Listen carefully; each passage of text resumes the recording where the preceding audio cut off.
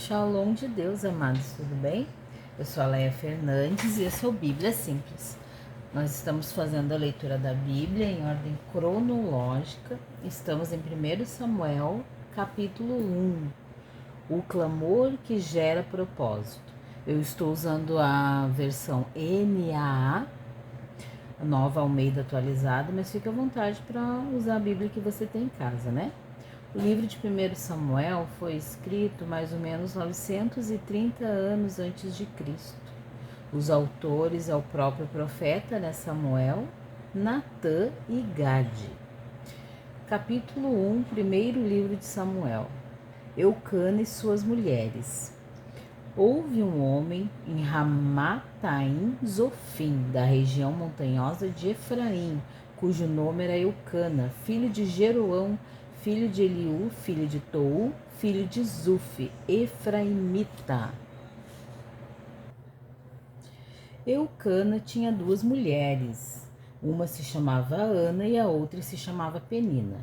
Penina tinha filhos, Ana, porém, não tinha. Todos os anos esse homem ia da sua cidade para adorar e sacrificar ao Senhor dos Exércitos, em Siló, onde Ofne e Finéias, os dois filhos de Eli, eram sacerdotes do Senhor. No dia em que Eucana oferecia o seu sacrifício, ele dava porções deste a Penina, sua mulher, e a todos os seus filhos e filhas. E Ana, porém, dava uma porção dobrada, porque ele a amava, mesmo que o Senhor a tivesse deixado estéril.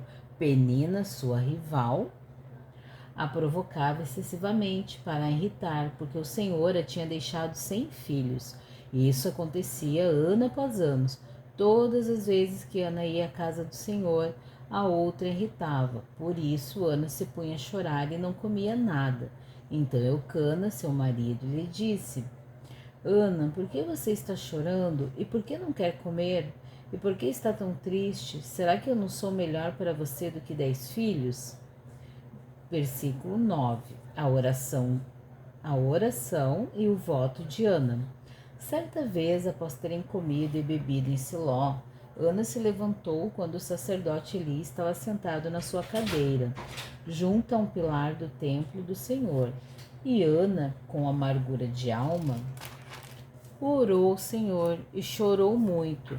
Ela fez um voto dizendo: Senhor dos exércitos, se de fato olhares para a aflição da tua serva e te lembrares de mim, e não te esqueceres da tua serva, e lhe deres um filho homem, eu o dedicarei ao Senhor por todos os dias da sua vida, e sobre a cabeça dele não passará navalha. Ana continuava a orar diante do Senhor, e o sacerdote Eli começou a observar o movimento dos lábios dela, porque Ana só falava em seu coração. Os seus lábios se moviam, porém não se ouvia voz nenhuma. Por isso ele pensou que ela estava embriagada e lhe disse: Até quando você vai ficar embriagada? Trate de ficar longe do vinho. Porém, Ana respondeu: Não, meu senhor, eu sou uma mulher angustiada de espírito. Não bebi vinho nem bebida forte. Apenas estava derramando a minha alma diante do Senhor. Não pense que esta sua serva é ímpia. Eu estou orando assim até agora porque é grande a minha ansiedade e a minha aflição. Então ele disse: Vá em paz, e que o Deus de Israel lhe conceda o que você pediu. Ana respondeu: Que eu possa encontrar favor aos seus olhos. Então ela seguiu seu caminho, comeu alguma coisa e o seu semblante já não era triste. Versículo 19. A dedicação de Samuel. Eles se levantaram de madrugada e adoraram diante do Senhor. Depois voltaram para casa em Ramá. Eucana teve relações com Ana, sua mulher, e o Senhor se lembrou dela. Ana ficou grávida e, passado o devido tempo, teve um filho a quem deu o nome de Samuel, pois dizia: Do Senhor pedi.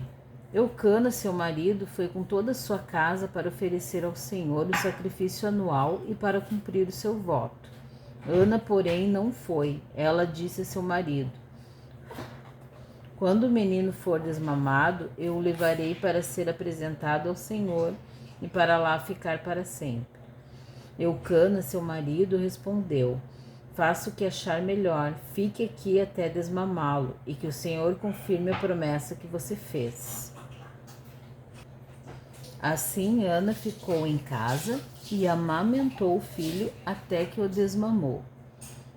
Depois de o ter desmamado, ela o levou consigo com um novilho de 3 anos, uma medida de farinha e um odre de vinho, e o apresentou à casa do Senhor em Siló. O menino ainda era muito pequeno. Depois de terem sacrificado o novilho, levaram o menino a Eli, e Ana disse: ah, meu senhor, tão certo como você vive, eu sou aquela mulher que esteve aqui ao seu lado, orando ao Senhor. Era para este menino que eu orava, e o Senhor Deus me concedeu o pedido que eu fiz. Por isso também eu entrego ao Senhor. Por todos os dias que viver, será dedicado ao Senhor. E ali eles adoraram o Senhor. Aqui no primeiro capítulo, de 1 Samuel, a gente vê o clamor que gera um propósito, né? Ana era estéril, era humilhada por Penina, né? No templo, ela derramou sua alma diante do Senhor, né? E fez um voto: se tivesse um filho, consagraria a Deus. E Deus responde, né? E nasce Samuel, né? Samuel aponta, né, para o coração do verdadeiro adorador, né? Alguém que não busca apenas bênção, mas entrega o que recebe, né? Isso reflete o próprio Deus, né, que entregou o seu filho. Samuel é uma figura de alguém separado desde o ventre, assim como Cristo, né, foi enviado com propósito. Deus lhe transforma a dor em chamado, o lugar de vergonha pode se tornar o berço do propósito, né? Essa aplicação aqui, ela aconteceu com Ana, né? E pode acontecer conosco também, né? Às vezes aquilo que mais nos faz sofrer, né? Aquela dor que a gente passou, que Deus tratou, curou, transformou, pode ser um chamado do Senhor para o teu ministério, né? Para aquilo que o Senhor trabalhou em ti, te libertou, te ajudou a vencer, a superar, você ajudar outras pessoas, né? Glória a Deus. Então vamos para o capítulo 2. O cântico de Ana. Então Ana orou assim: o meu coração exulta no Senhor, a minha força está exaltada no Senhor, a minha boca se ri dos meus inimigos, porque me alegro na tua salvação. Ninguém é santo como o Senhor, porque não há outro além de ti, e não há rocha como o nosso Deus. Não multipliquem palavras de orgulho, que não saiam palavras arrogantes da boca de vocês, porque o Senhor é o Deus da sabedoria, e ele pesa na sua balança todos os efeitos das pessoas, todos os feitos das pessoas. O arco dos fortes é quebrado, porém os fracos são revestidos de força. Os que antes estavam fartos hoje trabalham pela comida, mas os que andam famintos não têm mais fome. E até a mulher estéril tem 7 filhos. Então Ana teve 7 filhos, né? E o que tinha muitos filhos perde o vigor. Então a Penina que já perdeu o vigor nessa altura da vida, né? O Senhor é quem tira a vida e quem a dá. Ele faz descer a sepultura e faz subir.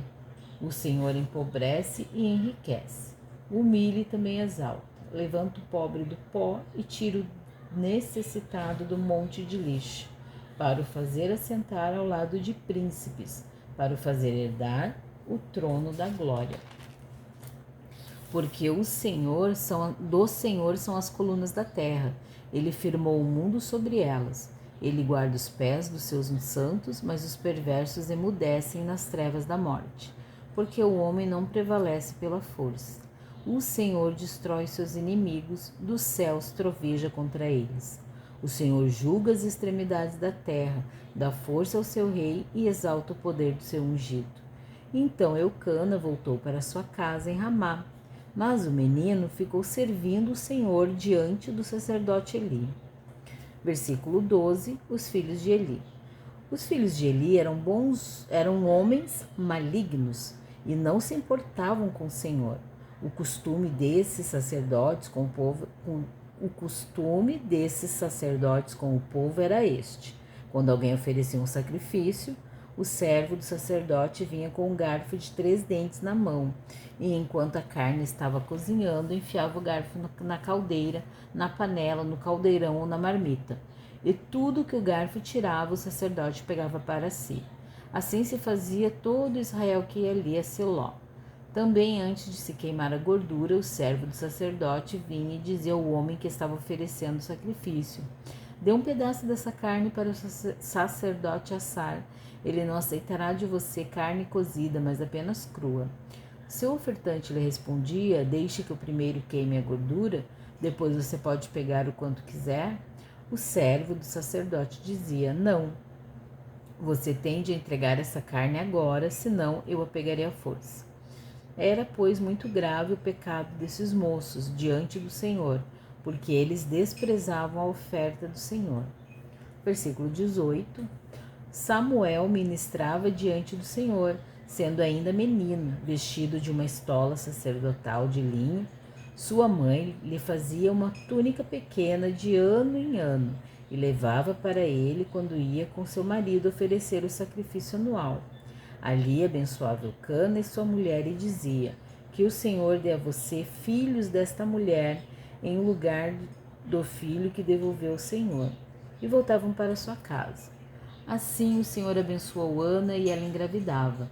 Teve mais 3 filhos e 2 filhas. E o menino Samuel crescia diante do Senhor. Versículo 22. Eli repreende os seus filhos. Eli já era muito velho e ouvia tudo o que seus filhos faziam, a todo Israel, e de como se deitava com as mulheres que serviam à porta da tenda do encontro. E disse-lhes: por que vocês fazem essas coisas? Pois de todo este povo ouço constantemente falar das coisas más que vocês fazem. Não, meus filhos, porque não é boa fama essa que ouço. Vocês estão levando o povo do Senhor a transgredir. Se um homem pecar contra o seu próximo, Deus será o árbitro. Mas se ele pecar contra o Senhor, quem intercederá por ele? Mas eles não ouviram a voz de seu pai, porque o Senhor os queria matar. E o jovem Samuel crescia em estatura e no favor do Senhor e dos homens. Versículo 27, profecia contra a casa de Eli. Um homem de Deus veio a Eli e disse: assim diz o Senhor, por acaso não me manifestei à casa de seu pai, quando os israelitas ainda estavam no Egito, na casa de Faraó? Eu o escolhi dentre todas as tribos de Israel para ser o meu sacerdote, para subir no meu altar, para queimar incenso e para usar a estola sacerdotal diante de mim. E dei à casa de seu pai todas as ofertas queimadas dos filhos de Israel. Por que tratam com desprezo os meus sacrifícios e as minhas ofertas de cereais que ordenei que se fizessem na minha morada? E você, por que honra os seus filhos mais do que a mim? Para que você e eles engordem com as melhores partes de todas as ofertas do meu povo de Israel? Portanto, o Senhor, o Deus de Israel, diz: na verdade, eu prometi que a sua casa e a casa de seu pai andariam diante de mim para sempre. Mas agora o Senhor diz: longe de mim tal coisa, porque honrarei aqueles que me honram, porém desprezarei os que me desprezam. Eis que vem dias em que acabarei com seu poder e com o poder da casa de seu pai, para que ninguém em sua casa chegue a ficar velho, e você virá a aflição da morada de Deus, juntamente com o bem que farei a Israel. Mas ninguém da sua casa chegará à velhice. O homem, porém, da sua linhagem, a quem eu não afastar do meu altar, será poupado apenas para lhe consumir os olhos e lhe entristecer a alma. E todos os descendentes da sua casa morrerão na flor da idade. E o que vier a acontecer com seus 2 filhos, Ofni e Finéias, será um sinal para você. Ambos morrerão no mesmo dia. Então suscitarei para mim um sacerdote fiel, que fará segundo o que tem no coração e na mente. Eu lhe edificarei uma casa estável e ele andará diante do meu ungido para sempre. E todo aquele que restar da sua casa virá inclinar-se diante dele, para obter uma moeda de prata e um bocado de pão. E dirá: peço que você me dê um dos cargos sacerdotais para que eu tenha um pedaço de pão para comer. Aqui no segundo capítulo, né, de 1 Samuel, a gente vê o cântico, né, profético e a corrupção sacerdotal, né? Ana, ela louva a Deus com um cântico profético, né, dos versículos 1 a 10, exaltando a sua soberania, né? Exaltando a soberania de Deus. Enquanto isso, os filhos de Eli, né, o Ofni e Finés, vivem em pecado, profanando o sacerdócio, né? Então Ana estava feliz, né, que tinha dado à luz a Samuel, e Deus estava abençoando seu casamento, né, seu filho, sua família, né? E aqui no seu cântico ela exalta o humilde, ela derruba o soberbo, ela julga, né, com justiça, né? Porque o cântico de Ana, ele antecipa verdades que aparecem em Cristo, né? Que Cristo exalta o humilde, Cristo que derruba o soberbo, né? E é Cristo que julga com justiça, né? Então, e desse contraste, né, vai com os sacerdotes corruptos, né? O sacerdócio perfeito de Cristo contra os sacerdotes corruptos. Não mudou nada nos dias de hoje, né? E uma aplicação aqui para nós, Deus, ele não se agrada de aparência religiosa sem santidade. Ele levanta um novo tempo quando há uma corrupção espiritual. Então, assim como ele fez, né? Ele exterminou ali Ofni e Finés, acabou com a geração deles de sacerdócio, né? E levantou Samuel, né, para honrar o sacerdócio daquela cidade, né, honrar os profetas, né, o chamado de profeta ali, para cuidar, né, da presença do Senhor, né. Então, glória a Deus. Agora nós vamos continuar aqui no capítulo 3, o chamado de Samuel, né. Deus fala com Samuel numa visão. Capítulo 3. O menino Samuel serviu o Senhor diante de Eli. Naqueles dias a palavra do Senhor era muito rara, Deus falava pouco, né? As visões não eram frequentes. Certo dia, o sacerdote Eli, cujos olhos já começavam a escurecer-se, a ponto de não poder ver, estava deitado no lugar de costume. Também Samuel estava deitado no templo do Senhor, onde estava a arca da aliança. Antes que a lâmpada de Deus se apagasse, o Senhor chamou o menino: Samuel, Samuel. Este respondeu: Eis-me aqui. Então correu para onde estava Eli e disse: Eis-me aqui, pois você me chamou. Mas Eli respondeu: Eu não chamei você, vá deitar. E ele foi e se deitou. O Senhor tornou a chamar: Samuel. Este se levantou, foi até Eli e disse: Eis-me aqui, pois você me chamou. Mas Eli respondeu: Meu filho, eu não chamei você, vá deitar. Porém Samuel ainda não conhecia o Senhor e a palavra do Senhor ainda não havia sido manifestada nele. Então, como Samuel ainda não tinha ouvido a voz de Deus, né, ele confundiu com a voz de Eli, né? Mas quando a gente ouve a voz de Deus, a gente não se confunde mais, né? E com certeza, depois desse dia aqui, nunca mais Samuel se confundiu, né? Sempre reconheceu a voz de Deus, né? Que a gente vê por toda a caminhada, né, de profeta que ele tem. E o Senhor chamou Samuel pela terceira vez. Ele se levantou, foi até Eli e disse: Eis-me aqui, pois você me chamou.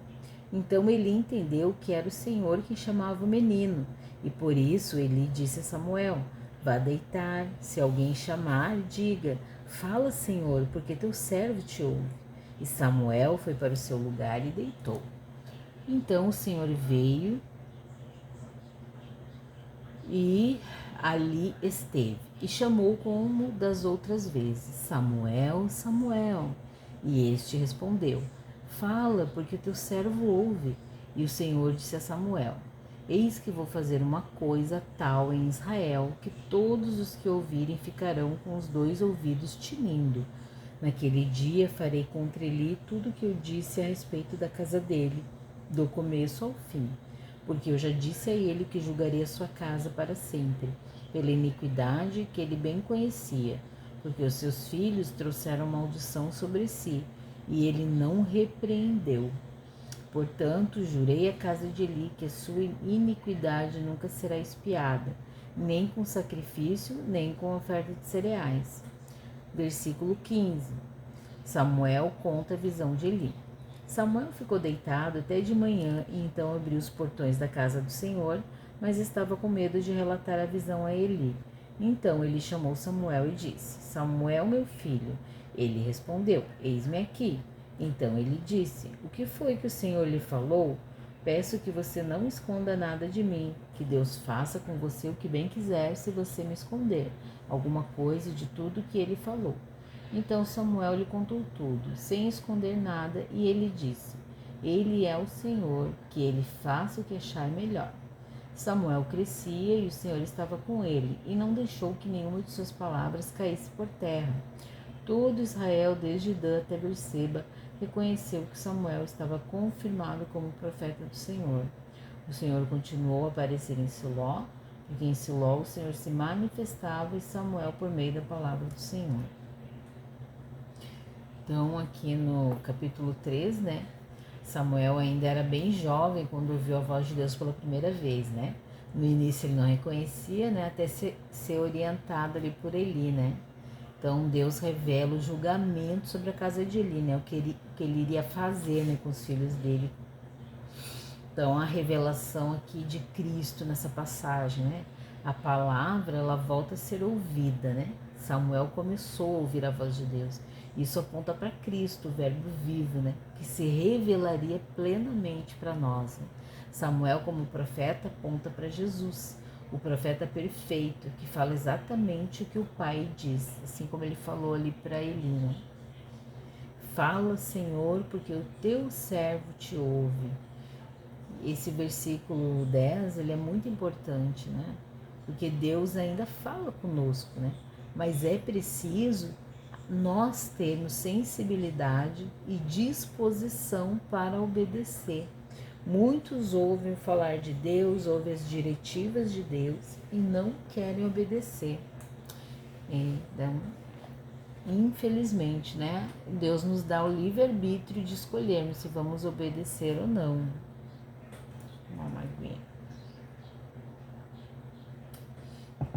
Vamos continuar agora no capítulo 4. Os filisteus vencem os israelitas. A palavra de Samuel veio a todo Israel. Israel saiu à batalha contra os filisteus e acampou em Ebenezer. E os filisteus acamparam em Afeca. Os filisteus se dispuseram em ordem de batalha para enfrentar Israel. E quando a guerra começou, Israel foi derrotado pelos filisteus, que mataram no campo aberto cerca de 4.000 homens. Quando o povo voltou ao arraial, os anciãos de Israel disseram: Por que o Senhor nos derrotou hoje diante dos filisteus? Vamos trazer de Siló a arca da aliança do Senhor para que esteja no meio de nós e nos livre das mãos dos nossos inimigos. Então o povo mandou trazer de Siló a arca do Senhor dos exércitos, entronizado entre os querubins. E os 2 filhos de Eli, Ofni e Finéias, estavam ali com a arca da aliança de Deus. No versículo 5, a arca tomada, Ofni e Finéias são mortos.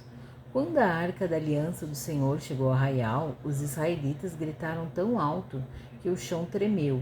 Os filisteus ouviram a voz do júbilo e disseram: Que voz de grande júbilo está no arraial dos hebreus! Então souberam que a arca do Senhor havia chegado ao arraial. E os filisteus ficaram com medo e disseram: Os deuses vieram ao arraial. Eles não sabiam, né, que Deus é o único Deus, né? Então eles falavam os deuses, né? E diziam mais: Ai de nós, porque nunca antes aconteceu uma coisa dessas. Ai de nós, quem nos livrará das mãos desses deuses poderosos, né? Mal sabiam que é um Deus poderoso, né? Ou, né, o Pai, o Filho e o Espírito Santo, né? Mas é isso aí, são 3 pessoas no mesmo Espírito, né? Então dá para chamar deuses, né? Deus Pai, Deus Filho e Deus Espírito Santo. Isso mesmo. Sejam fortes, filisteus, comportem-se como homens, para que não venham a ser escravos dos hebreus, como eles já foram escravos de vocês. Comportem-se como homens e lutem. Então os filisteus lutaram e Israel foi derrotado. E cada um fugiu para sua tenda. Foi uma grande derrota. pois foram mortos de Israel 30.000 homens. A arca de Deus foi tomada e os 2 filhos de Eli, Ofni e Finéias, foram mortos. A morte de Eli. Então um homem de Benjamim, versículo 12, saído das fileiras, correu e no mesmo dia chegou a Siló. E ele havia rasgado as suas roupas e espalhado terra sobre a cabeça. Quando chegou, Eli estava sentado numa cadeira, perto da estrada, olhando como quem espera, porque o seu coração estava tremendo pela arca de Deus. Depois que o homem entrou na cidade e deu a notícia, toda a cidade começou a gritar. Eli, ouvindo os gritos, perguntou: Que alvoroço é esse? Então o homem correu e deu as notícias a Eli. Ora, Eli estava com 98 anos e os seus olhos já não se moviam, e ele não podia ver. O homem disse a Eli: Eu venho da frente de batalha. Eu fugi de lá hoje mesmo. Eli perguntou-lhe: O que aconteceu, meu filho? Então o mensageiro respondeu: Israel fugiu dos filisteus. Houve grande matança entre o povo. Além disso, seus 2 filhos, Ofni e Finéias, foram mortos e a arca de Deus foi tomada. Quando ele fez menção da arca de Deus, Eli caiu da cadeira para trás, junto ao portão da cidade. Quebrou o pescoço e morreu. Ele era um homem velho e pesado, e havia julgado Israel durante 40 anos. A nora de Eli, a mulher de Finéias, estava grávida e próxima a dar a parto. Quando ela ouviu estas notícias de que a arca de Deus havia sido tomada e de que seu sogro e seu marido tinham morrido, encurvou-se e deu à luz, porque as dores lhe sobrevieram. Quando ela estava morrendo, as mulheres que a ajudavam disseram: Não tema, porque você teve um filho. Ela, porém, não respondeu, nem fez caso disso, mas deu ao menino o nome de Icabô, dizendo: Foi-se a glória de Israel. Icabô quer dizer não há glória, né? Ela disse isto porque a arca de Deus havia sido tomada e por causa do seu sogro e de seu marido. E falou mais: Foi-se a glória de Israel, pois a arca de Deus foi tomada. Triste, né? Aqui, né? A arca, ela não substitui a presença, né? Israel leva a arca da aliança para a batalha como se fosse um amuleto, mas ele é derrotado. A arca, ela é capturada e os filhos de Eli morrem, né? E nasce Icabode, né? Foi-se a glória. Não adianta eles terem a arca e não ter respeito pela presença, né? O que traz a presença de Deus para nós é o temor, né? O respeito, a obediência às diretivas de Deus, né? Não é um amuleto, não é um objeto, né? E ali tanto Eli, que protegia os seus 2 filhos, e os próprios ali, né? Ofni e Finéias, eles não estavam nem aí para a presença de Deus, né? Eles queriam só pensar no seu umbigo, né? Então a arca aqui, ela representava a presença de Deus, mas não era Deus, né? E isso aponta para Cristo. Ele não é símbolo, ele é a própria presença de Deus entre nós, né? E a aplicação aqui para nós hoje é que não adianta a gente usar as coisas de Deus sem ter um relacionamento com Ele, né? A religiosidade não substitui intimidade. Deus, ele não quer filhos religiosos, ele quer filhos íntimos, filhos que o conheçam, que participem a sua vida com ele, no qual ele venha todos os dias nos visitar, estar conosco, né? Essa é a mensagem, né, principal. Deus não estava dentro daquela arca ali preso. Deus só marcou aquele tempo para os sacerdotes, para os profetas saberem, né, terem um lugar de reunião, um lugar de busca, que até hoje nós temos, né, esse lugar de reunião, esse lugar de busca. Mas ali era para o povo se reunir e festejar a presença do Senhor, as festas, né? Mas hoje o que Deus ele nos mostra através dessa palavra? Que a presença dele é para ser manifesta todos os dias em nós, né? Através do Espírito Santo, né? Então aqui Deus levanta um novo tempo a partir da dor, né? Como foi com Ana, né? Que ele deu Samuel para Ana e mais 5 filhos, né? Deus rejeita a religiosidade corrompida, né? Nem os filhos de Eli, né? O Ofni e Finéias. Mas Deus fala novamente, né? Ele, depois de um tempo, né, de tantos anos em silêncio, ele começa a falar através de Samuel. E Deus não se manifesta aonde não há aonde há manipulação espiritual, né? Deus não vai se manifestar quando as pessoas querem usar ele para fins de ganho próprio, né? Deus se manifesta para cura, para renovo, para ajudar os seus filhos, para direcionar os seus filhos, para confrontar os seus filhos, né? Para trazer a presença de Cristo em nós, né?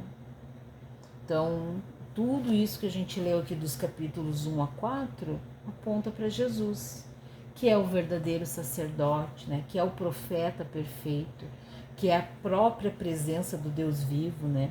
E que é a resposta, né, para um sistema religioso falido, né? Deus, ele não procura perfeição nas pessoas, ele procura um coração rendido. Ana se derramou, né? Samuel ouviu, mas Eli perdeu, né? Por negligência a presença de Deus. Ele sabia que os filhos estavam fazendo errado e mesmo assim ele passou a mão por cima dos filhos, né? Então que nós hoje, né, possamos estar vivendo um verdadeiro relacionamento com Deus, né? Não tendo uma vida religiosa, que é uma vida fria, longe da presença, né? Mas sim um verdadeiro relacionamento íntimo com o Pai, né? Aqui a gente termina mais uma leitura. Deus te abençoe.